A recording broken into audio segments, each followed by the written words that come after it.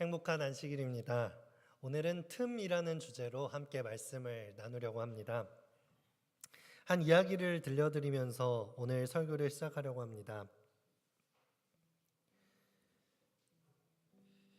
평화로운 어느 날이었습니다. 사람들은 쇼핑을 하기 위해서 어느 대형 백화점으로 들어갑니다.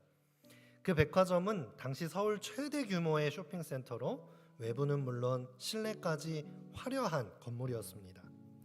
사람들은 그 안에서 쇼핑을 즐기고 외식을 즐기고 또 평화로운 시간들을 보냅니다. 이 안에 있는 모든 사람들은 당장 1분 뒤에 벌어질 일을 예상하지 못하고 있습니다. 그날은 1995년 6월 29일 서울의 어느 백화점에서 있었던 일입니다. 백화점에는 넘쳐나는 손님들로 인하여 하루하루 호황을 누리고 있었습니다. 그러자 백화점 사장은 더 많은 손님에게 더 많은 물건을 팔고 싶은 생각이 들었습니다. 그래서 그들은 건물을 지탱해주는 벽들을 하나씩 제거하고 기둥을 얇게 만들었습니다. 그렇게 공간을 넓히고 더 많은 가게를 입점하게 합니다. 그러자 무거운 건물의 무게가 아래로 쏠리게 되었고 천장에는 작은 틈이 생기기 시작했습니다. 그 작은 금이 난 틈을 보고 사람들은 이렇게 생각합니다. 뭐 저 정도쯤이야. 뭐야, 너무 작은 틈이잖아. 그러나 그 틈은 곧 닥칠 재앙의 시작을 알렸습니다. 천장에 난 틈은 정말 작았지만 그 틈 때문에 거대하던 건물은 순식간에 무너져 버렸습니다. 그 안에서 평화로운 시간을 보내던 사람들은 순식간에 재앙 속으로 빠지게 됩니다. 우리 많은 여러분들께서 기억하시고 계실 것입니다. 아직도 우리나라의 단일 사건으로서 가장 많은 사상자를 기록하고 있는 삼풍백화점 붕괴 사건인데요. 502명의 사망자가 있었고 부상자는 937명으로 기록되고 있습니다. 여기서 저는 이런 생각을 해보았습니다.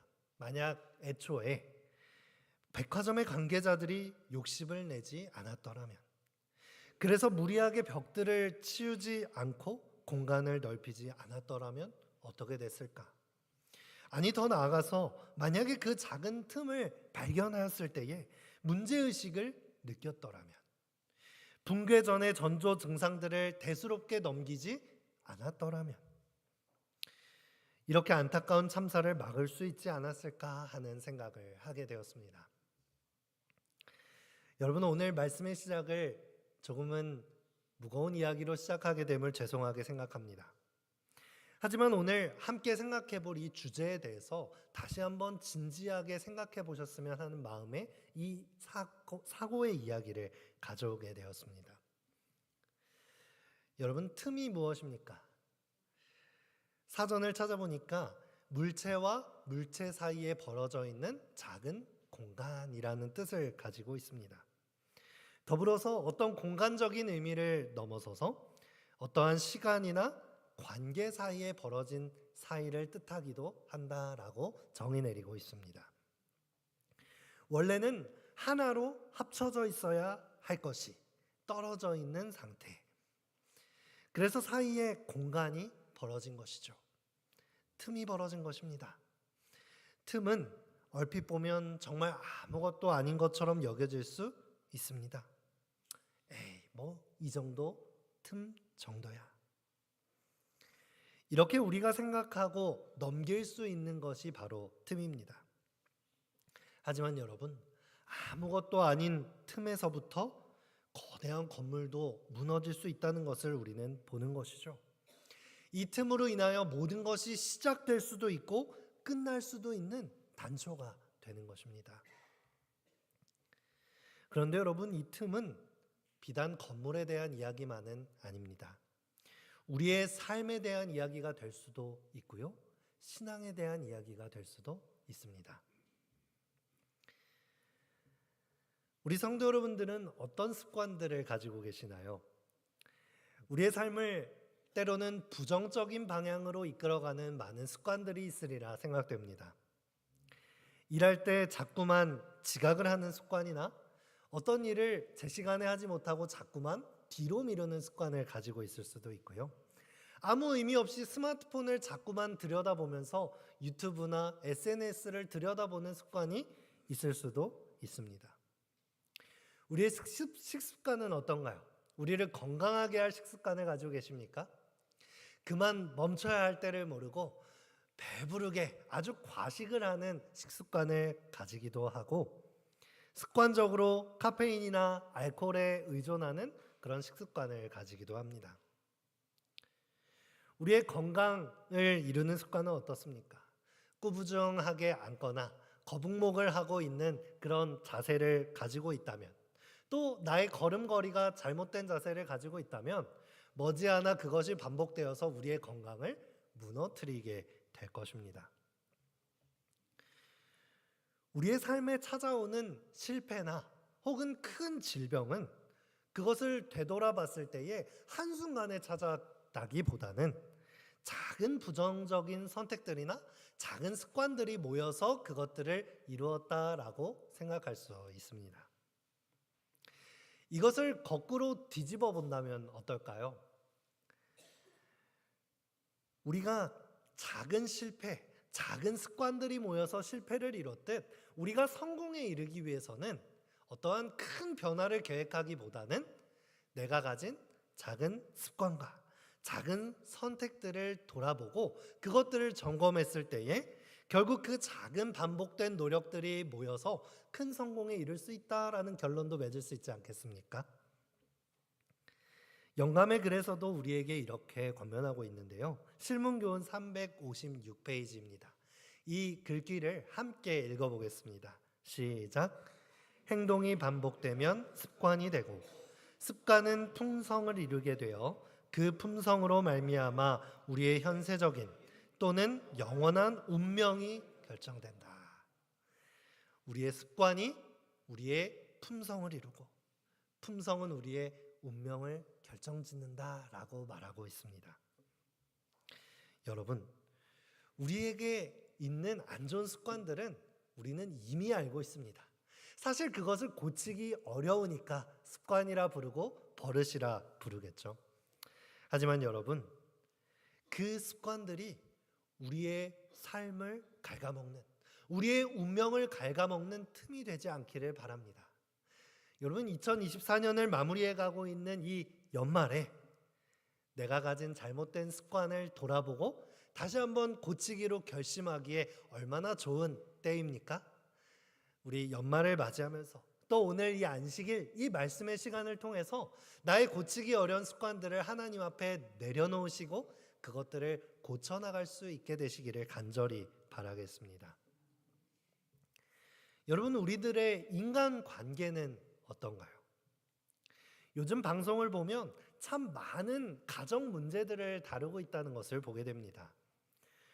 이혼 문제, 일찍이 자녀를 출산한 문제, 연애 문제, 여러 가지 가정 문제를 다루고 자녀 양육의 문제들을 다루는 것을 보게 되는데요.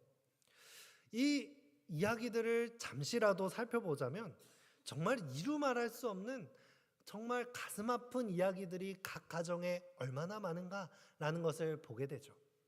그리고 이 문제를 빗대어서 우리 가정의 문제를 보게도 하는 아주 좋은 프로그램들이라고 생각합니다. 그런데 이 커다란 문제들이 정말 작은 문제에서부터 시작됐다는 것을 보게 되는 것이죠. 정말 작은 사건, 가족들 간에 표현하는 작은 언어 습관이나 표현 방법, 자녀를 대하는 교육 방법, 정말 작은 유혹들을 참지 못하고 일어나는 부부 문제. 이런 작은 문제들로부터 시작된 커다란 문제를 많은 멘토들이 어떻게 해결해 나갑니까? 이 문제는 해결할 수 없을 정도로 큰 문제처럼 보이지만 정말 작은 문제로부터 시작되었습니다. 그것을 점검하고 고쳐 나가는 것부터 시작해 보십시오. 이런 진단을 받고 각 가정에서 그것을 실천해 나가기 시작합니다. 정말 아무것도 아닌 것 같지만 내 자녀에게 칭찬을 하고 눈을 바라봐주고 적절한 때에 훈육을 해주니까 이 커다란 가정의 문제가 어떻게 되는 거예요? 해결해 나가기 시작하는 것을 우리는 함께 볼 수 있는 것이죠. 우리의 신앙생활에 있어서도 마찬가지라고 생각합니다.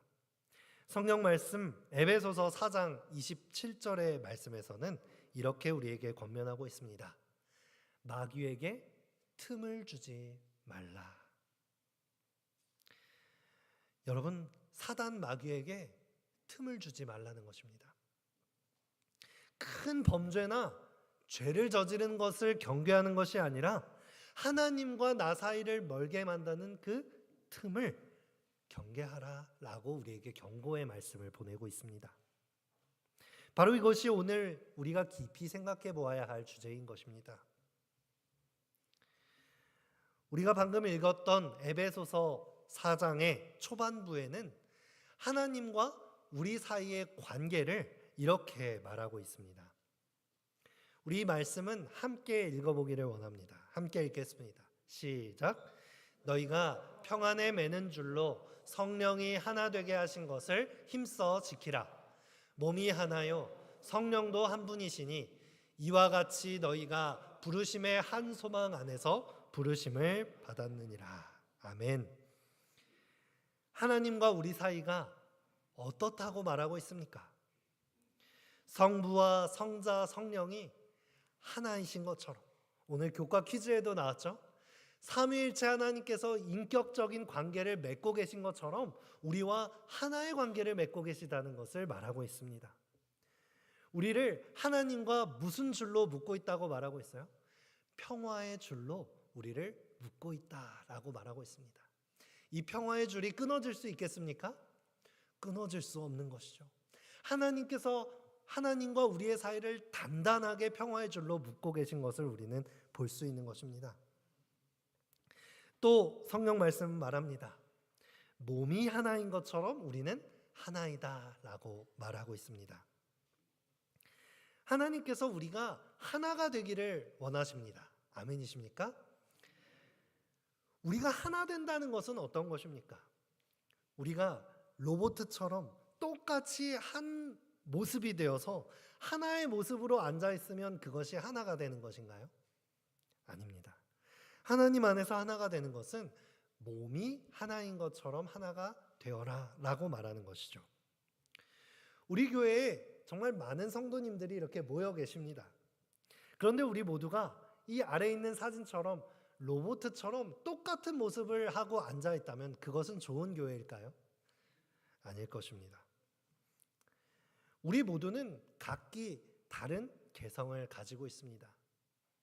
성경 말씀이 우리에게 특별한 은혜로 다가오는 것은 많은 성경의 기자들이 각기 다른 개성을 가지고 다른 인생의 배경과 다른 인생을 가진 상태에서 그 개성을 살려 자신이 만난 하나님을 기록하였을 때에 그 다양함 속에서 똑같은 하나님을 우리에게 보여주고 있기 때문에 이 성경은 거룩한 경전으로 우리에게 소개될 수 있는 것입니다. 교회도 마찬가지입니다. 우리는 각기 다릅니다. 어떤 사람은 두 손을 활용해서 쉽게 봉사를 하고 다른 사람들에게 베풀기를 좋아하는 사람이 있습니다. 어떤 사람은 입을 가지고 하나님께 찬양하기를 좋아하고 다른 사람들에게 가르치는 은사를 가진 사람들도 있죠. 어떤 사람은 말이나 노래는 잘 못하는 것 같지만 두 발을 이용해서 내가 필요한 곳이라면 언제든지 달려가서 그 자리를 지키고 예배의 자리를 지켜주시는 분들이 있는 것입니다. 이렇게 각기 다른 은사와 각기 다른 성격과 각기 다른 모습으로 이 자리에 앉아 있지만 그 다름이 분열의 원인이 되지 않는 것입니다. 오히려 그 다름이 하나가 되어 우리의 머리 대신 예수 그리스도를 바라보고 영광 돌리게 될 때에 이 교회는 진정한 교회가 되고 하나님 안에 하나가 되는 것입니다. 부부 일심동체라는 말이 있죠. 부부가 하나가 된다는 말입니다.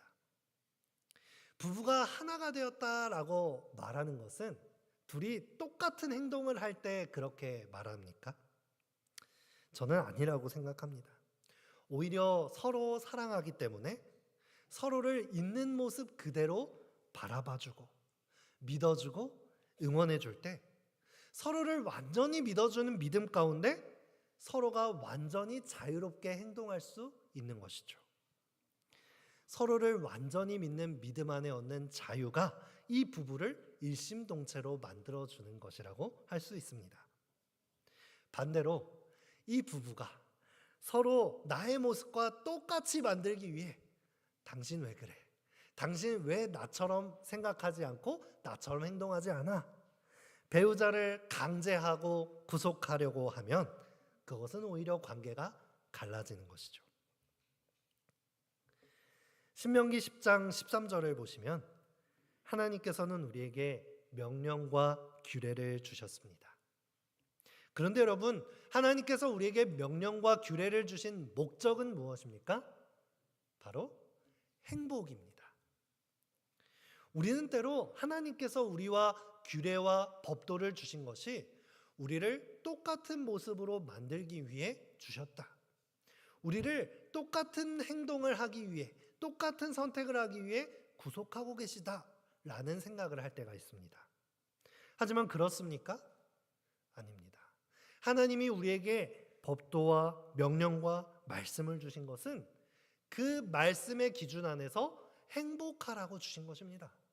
그 말씀에 순종하는 가운데 우리가 그 안에서 자유를 누리라 라는 목적으로 우리에게 주신 것입니다. 그런데 여러분, 우리가 이 말씀을 주목해야 할 것은 사단은 이 행복한 하나님과 우리 사이에 틈을 만든다는 것입니다. 어떻게 하나님과 우리 사이에 틈을 만들까요? 바로 이 행복을 가지고 틈을 만듭니다. 하나님께서는 당신의 말씀 속에 우리의 삶의 기준을 심어주셨습니다. 하나님을 사랑하고 이웃을 사랑하며 이 공동체 속에서 관계 속에서 이루어지는 행복을 누리며 살아라 라고 하는 행복을 우리의 삶 속에 심어주셨어요. 그런데 사단은 무엇이라고 말합니까? 이런 관계 속에서 행복을 찾지 말고 너 자신을 사랑하는 데서 행복을 찾아. 이 세상의 수많은 즐길 것들과 유행거리와 화려한 문화들을 우리에게 보여주면서 그것들을 즐기는 것이 행복이라고 생각하게 만드는 것입니다. 그렇게 삶의 기준이 흔들리면, 행복의 기준이 흔들리면 하나님을 사랑하는 것이 아니라 하나님을 방해꾼이라고 여기게 되죠. 나는 이것을 즐기고 이것을 즐길 때에 행복한데 하나님이 나를 방해하네. 다른 사람들이 나를 이것들을 즐기지 못하게 방해하네 라고 생각하게 하는 것입니다. 우리나라가 정말 세계적으로 걱정될 만큼 출산율이 위험하다고 하죠. 우리나라 사람들이 지독한 개인주의와 이기주의에 빠져서 결혼과 육아마저도 내 자유를 빼앗아가는 것으로 생각한다는 것입니다. 하나님의 말씀과 진리를 따르며 순종함으로 창조주 안에서 누릴 수 있는 자유를 행복으로 주셨는데 사단은 하나님의 율법을 딱딱하고 고리타분한 것, 나의 삶을 얽어매는 것으로 여기게 만든다는 것입니다. 하나님의 법을 따르는 것이 행복이 아니라 법 없이 내 마음대로 살아가는 것이 행복이라고 여겨지게 만드는 것이 바로 사단의 방법인 것입니다. 사단은 우리가 가진 행복의 기준을 흔듦으로 인해서 하나님과 우리 사이에 틈을 만드는 것입니다. 여러분, 근데 하나님의 진리와 법이 없어진 곳에 행복이 찾아오나요? 하나님의 법이 없어진 곳에는 정말 인간이 많나? 인간이라고 생각하지도 못할 범죄들이 가득해집니다. 성이라고 하는 것을 하나님께서 나에게 맡겨주신 것이 아니라 내 마음대로 사용할 때에 정말 성적으로 너무나도 부패하고 문란해지는 세상을 우리는 마주하게 되는 것이죠. 심지어는 태어날 때부터 고유하게 정해진 성별까지도 내 마음대로 할 수 있는 것이 자유고 행복이라고 하는, 정말 기준과 책임이 없어지는 자유가 판치는 세상이 이 세상에 오게 되는 것입니다. 사단은 행복의 기준을 창조주께서 말씀하신 하나님의 말씀에서 찾기를 거부하게 만듭니다. 행복의 기준을 하나님의 말씀이 아닌 세상이 주는 가치관과 세상이 주는 세계관과 사상으로서 하나님과 우리 사이에 틈을 만드는 것입니다. 하나님 대신 나 자신이 신이 되어버리고, 하나님 대신 돈이 신이 되어버리고, 하나님 대신 이 세상의 수많은 쾌락적인 것들이 나의 행복의 기준이 될 때 하나님과 나 사이에 틈이 되는 것입니다. 여러분, 이 시간 우리 삶에는, 내 마음속에는 과연 어떤 틈이 있는가 점검하셨으면 좋겠습니다. 하나님이 말씀하신 행복이 아니라 다른 행복을 쫓고 있다면 그것은 하나님과 나 사이를 갈라놓는 틈이라는 것을 이 시간 인식하셨으면 좋겠습니다. 여러분, 우리의 행복의 기준은 하나님의 말씀이 되어야 합니다. 그것을 기준 삼으면 나머지 내가 행복이라고 여겨지는 많은 것들은 나를 따라오게 되어 있습니다. 왜냐하면 다른 모든 것들은 하나님 안에 속해 있기 때문입니다. 하나님을 우선시했을 때는 하나님께 속한 모든 행복한 것들이 나를 따라오게 되어 있습니다. 하지만 하나님이 우선이 아니라 하나님에 속한 어떤 것을 행복의 기준으로 삼는다면 우리는 그것에 코 깨어서 쫓아가는 인생을 살게 됩니다. 내 삶에 하나님이 빠지고 틈이 생긴다면 우리의 마음은 금가 버린 그릇이 되어버리는 것입니다. 마음의 그릇에 금이 가면 어떻겠습니까? 아무리 행복한 것들, 아무리 좋은 것들을 우리 마음에 부어 넣을지라도 그 금이 간 욕심의 그릇은 채워질 줄 모르고 끝까지 목마른 그릇이 되는 것입니다. 하나님만이, 우리의 마음과 육신을 창조하신 하나님만이 우리의 마음을 행복으로 차곡차곡 채워주실 수 있는 분이신 것입니다. 여러분, 세상에 행복이라고 부르는 것들이 정말 많습니다. 하지만 하나님을 믿는 우리들은 하나님의 말씀 안에서 행복의 기준을 찾게 되시기를 간절히 바랍니다. 우리가 주의해야 할 틈들을 살펴보았는데요. 반대로 우리가 생각해 볼 수도 있겠습니다. 반대로 우리는 만들어야 할 틈이 있습니다. 그것은 바로 긍정적인 틈이겠죠. 우리가 하나님께 가까이 가기 위한, 하나님께 내어드려야 할 틈입니다. 많은 사람들이 하나님을 믿어보세요, 우리 함께 교회 갑시다, 하나님과 함께 합시다 라는 권유를 하면 사람들이 네 좋습니다 하고 따라오나요? 아니죠. 많은 사람들은 이 초청에 부담을 갖습니다. 왜입니까? 그것을 매우 어려운 일이라고 생각하는 것이에요.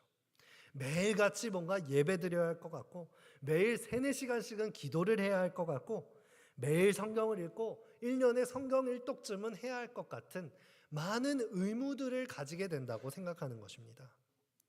뭔가 헌금도 많이 내어야 할 것 같고, 헌신하고 봉사해야 할 것 같다고 생각하는 것이죠. 무언가 우리가 이 종교적인 행동을 통해서 신앙생활을 열심히 노력해야지만 하나님과 붙어 있는 것이라고 평가하는 것입니다. 그래서 하나님을 믿지 않는 사람들은 우리에게 말합니다. 야, 교회 뭐하러 가냐? 야, 술도 못 마시게 하고 주말에 놀러 가지도 못하는데 시간 뺏기고 돈 뺏기고 뭐하러 교회 가냐? 그런데 여러분, 처음부터 이런 종교적인 의무를 하는 것이 하나님의 뜻이겠습니까? 그것은 아닙니다.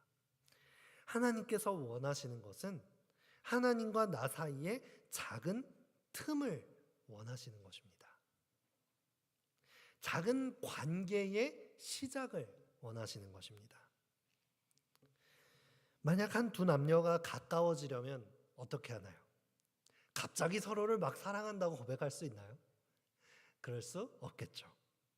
처음에 가졌던 조그마한 관심과 설레임, 그것으로부터 시작해요 점점 더 친밀해지다 보면 아무리 많은 시간을 같이 보내도 어떻습니까? 더 같이 시간을 보고 싶은 것입니다. 계속 보고 있어도 보고 싶은 것입니다. 내가 가진 것을 다 주어도 행복한 것입니다. 두 사람의 관계가 자연스럽게 성장해 나가는 것처럼 하나님과 우리 사이의 관계도 그렇게 자라나는 것입니다. 하나님을 믿지 않는 사람은 모릅니다. 사실 우리가 잘 설명할 수 없어요. 왜냐하면 어느샌가 하나님과 나 사이의 관계가 자라났기 때문입니다. 어떤 점 같은 기적 같은 순간을 찍어서 하나님과 나 사이가 이렇게 가까워졌어가 아니라 처음에는 뭣도 모르고 하나님을 따라 나서겠다고 결심하고 뭣도 모르고 신앙생활을 시작했지만 어느 순간 하나님과 동행하다 보니 이렇게 하나님을 사랑하는 관계가 되어진 우리를 보는 것입니다. 하나님을 믿지 않는 사람은 모릅니다. 그리스도인들이 하나님의 사역을 하고 예배를 보내는 시간이 가장 가치 있게 보내는 시간이라고 하는 것을 알 수가 없어요. 하나님께 드려진 제물이 가장 선하고 가치 있게 쓰여진 헌금이라는 것을 알 수 없는 것입니다. 하지만 우리는 알지요? 하나님께 드려진 작은 시간들이 모여서 지금의 우리가 있다는 것을 말입니다. 어제 우리 패스파인더 대원들이 이 수료식 하는 모습을 보면서 너무 귀엽고 사랑스러움을 느끼지 않으셨습니까? 우리 아이들이 마냥 장난꾸러기 같고 교회 오면 집중도 못하고 막 떠드는 것 같기만 하지만 사실 우리 어린이들이 탁구를 치고 하이킹을 가고 노래를 하고 악기를 연주하고 또 말씀을 듣는 가운데 그들의 마음속에 틈이 생기는 것입니다. 그 틈을 통해서 하나님이 역사하시고 그 관계가 자라나는 것입니다. 지난주에는 제가 맡고 있는 우리 분이엘교회 청소년들과 함께 수련회를 다녀오게 되었습니다. 사실 저는 이 수련회를 계획하고 홍보하면 아주 잘 될 것 같았어요. 왜냐하면 이제는 고3 친구들이 수능이 끝났기 때문에 분명히 아이들이 수능만 마치면 목사님 저랑 맨날 놀아주셔야 돼요. 놀러 가야 합니다. 이런 말을 했기 때문입니다. 그런데 막상 홍보를 하니까 아이들이 여전히 바쁘더라고요. 알바하랴 여행 가랴 이 시간이 없는 것입니다. 이 수련회를 갈 수 있을까 없을까 직원에 보고는 해놨는데 고민을 하였는데 그래도 우리 승빈이를 중심으로 해서 고2 남학생들이 시간을 내주어서 함께 수련회를 가게 되었습니다. 그런데 정말 쉽지 않더라고요. 출발하기 전날까지 누가 가네 못 가네 하다가 결국에는 수련회를 이렇게 떠나게 되었습니다. 그래도 수련회에 도착해서 짚라인도 타고 맛있는 것도 먹고 예배도 드리면서 즐거운 시간을 가졌는데요. 한 학생이 물었습니다. 목사님, 수련회 순서가 이게 다인가요? 제 마음속에 걱정이 들기 시작했어요. 뭔가 재미가 없나? 애들이 뭔가 기대한 걸 채워주지 못했나? 하는 생각이 들었습니다. 왜? 뭐 좀 더 하고 싶은 게 있니? 그랬더니 자기는 수련회라고 하길래 이 수련회에 가서 뭔가 그 무서운 교관들이 와서 자기들을 이렇게 훈련하고 얼차려를 주는 시간이 있을 거라고 생각했다는 거예요. 그래서 갈까 말까 고민을 했다는 것입니다. 그래서는 교회 수련회는 그런 게 아니야. 우리 이 분이엘교회 청소년들이 이렇게 교회를 아직도 모르는구나 하는 생각을 하게 되었어요. 우리가 일주일에 한 번 교회 와서 말씀 들으면 다 까먹잖아. 우리가 여행 와서 즐겁게 추억도 쌓고 말씀도 듣고 하나님과 추억을 쌓는 게 수련회야. 이렇게 말해 주었습니다. 그랬더니 그 학생이 오길 잘했다는 거예요. 교회는 원래 성당을 다니던 친구였는데 성당보다 교회가 더 좋다는 거예요. 이 학생들의 마음속에 틈이 생겨난 것 같죠? 내년에 더 중심이 되어서 이 활동하게 될 고2 학생들을 위해서 기도해 주시기 바랍니다. 수련회를 마무리하면서 얘들아, 내년에 분일교회에 우리 봤지? 고3 청년들이 친구들이 많이 찾아올 거야. 너희가 먼저 이 교회를 다니고 함께 수련회도 다녀왔으니까 더 중심적인 역할을 해주리라 믿는다. 나 너희들만 믿는다. 이렇게 말했더니 학생들이 목사님 걱정 마세요. 전도 활동 열심히 하면 되죠? 이렇게 말하면서 든든한 모습을 보여주더라고요. 너무 감사합니다. 그리고 바쁘기만 할 것 같았던 우리 고3 학생들 몇몇도 평일에 결국 시간을 내어서 우리 내년에 함께하게 될 청년관에서 시간을 보내고 일출을 보고 오는 시간을 가졌습니다. 마찬가지로 교회 안에서 추억을 쌓고 나의 수험 생활을 함께 이끌어주신 하나님께 감사하면서 앞으로 다가올 첫 성인으로서의 발걸음을 하나님께 내어 맡기는 그런 시간들을 가졌습니다. 어린이, 학생, 청소년들이 이 교회 생활을 통해서 마음에 생긴 틈을 통해 쏟아부어 주시는 하나님의 축복과 인도하심을 마음껏 받게 되기를 간절히 함께 기도해 주시기를 바라겠습니다. 여러분, 그런데 이 마음의 틈, 이것은 비단 우리 어린 영혼들을 위한 것만은 아닐 것입니다.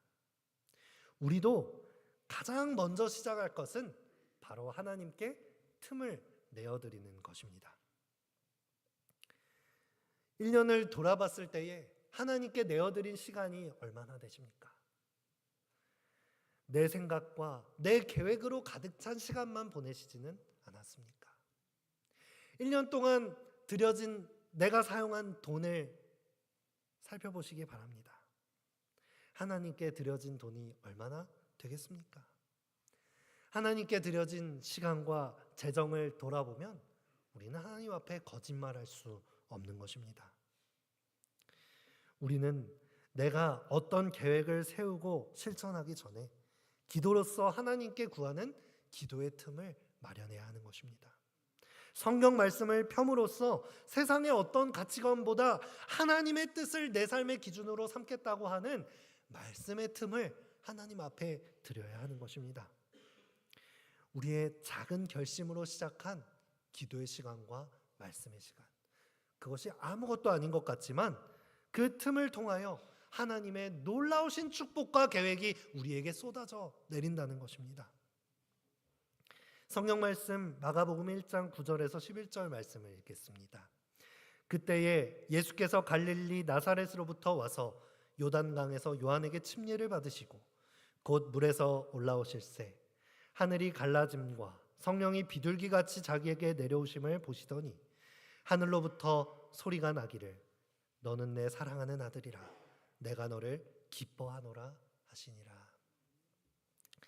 여러분, 이 말씀 속에서 우리는 무엇을 발견할 수 있습니까?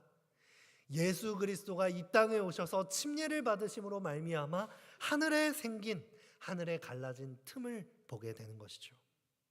여러분, 이 마가복음은 우리가 잘 알고 있듯이 사복음서 중에서 가장 먼저 쓰여진 책입니다. 복음이 처음으로 선포되는 이 사복음서의 첫머리 1장에서 우리에게 예수 그리스도의 침례로 생겨난 하늘에 갈라진 틈을 우리에게 소개해주고 있는 것이죠. 다른 복음서들은 이 예수님의 침례 사건을 기록하면서 하늘이 열렸다라고 표현하지만 이 마가복음은 더 강력한 단어인 스키조라는 단어를 사용함으로써 이 하늘에 갈라진 틈을 우리에게 강조하고 있습니다. 이 하늘에 생겨진 틈을 통해 무엇이 쏟아져 내려옵니까? 성령 하나님의 능력과 임재하심이 우리에게 쏟아져 내려오는 것입니다. 이 틈을 통하여 우리를 향하여 말씀하고 계시는 것입니다. 나의 사랑하는 아들아, 나의 사랑하는 딸아, 내가 너로 인하여 기뻐하노라. 우리 이 자리에 계신 성도 여러분, 침례 받으셨죠? 혹시 아직 받지 않으신 분들도 계시리라 알고 있지만 우리가 침례를 받은 결심은 작은 틈이라고 생각할 수 있지만 놀라운 하나님의 역사가 시작되는 거듭남의 시작점입니다.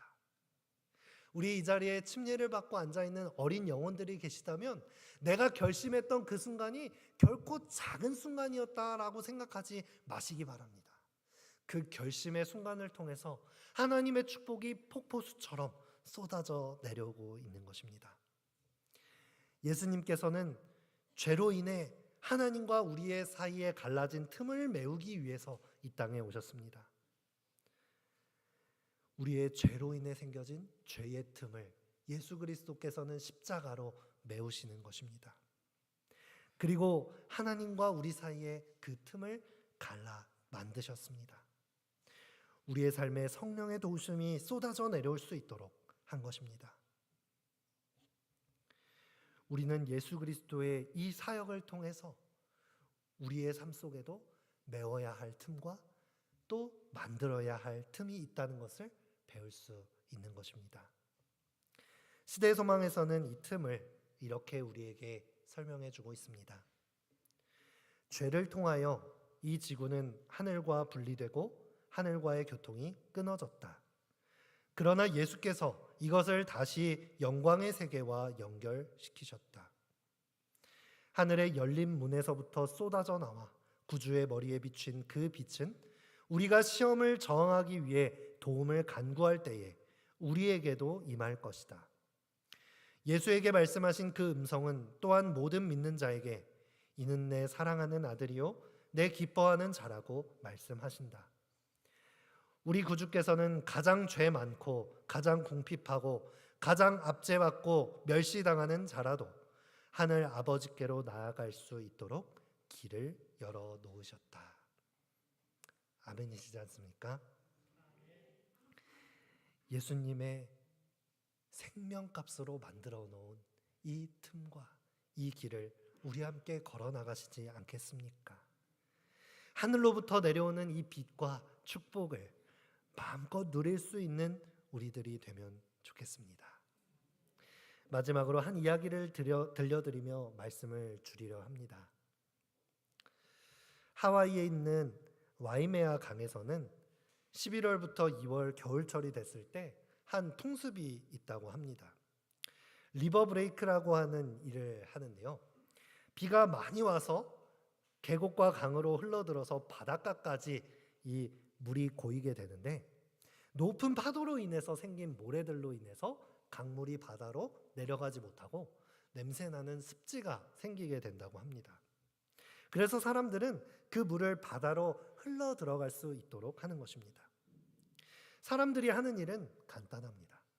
강과 바다 사이에 쌓인 모래톱에 작은 길을 내어주는 것이죠. 조금 흘러가던 물길은 시내처럼 흐르게 되고 이내 그곳에 큰 물길이 생겨서 서핑을 즐길 만큼 큰 물길이 생겨납니다. 나중에는 그 둑이 다 터져서 강이 바다로 흘러 들어가게 되는 것입니다. 사랑하는 성도 여러분, 우리는 우리 마음속에 어떤 방향으로 틈을 내느냐가 중요한 것입니다. 우리가 죄악 세상을 향해 틈을 낸다면 그 틈을 타고 세상의 사상과 교훈의 풍조가 폭포수처럼 쏟아져 들어올 것입니다. 하지만 반대로 우리의 작은 결심과 작은 노력을 통해 하나님을 향한 틈을 낸다면 성령 하나님의 능력과 하나님의 축복이 폭포수처럼 쏟아져 내리는 것을 우리는 경험할 수 있는 것입니다. 오늘 이 안식일, 2024년이 마무리되어 가고 있는 이 안식일에 여러분과 저의 마음속에 하나님을 향한 틈이 생겨나길 바라며 오늘 말씀을 마치겠습니다. 아멘.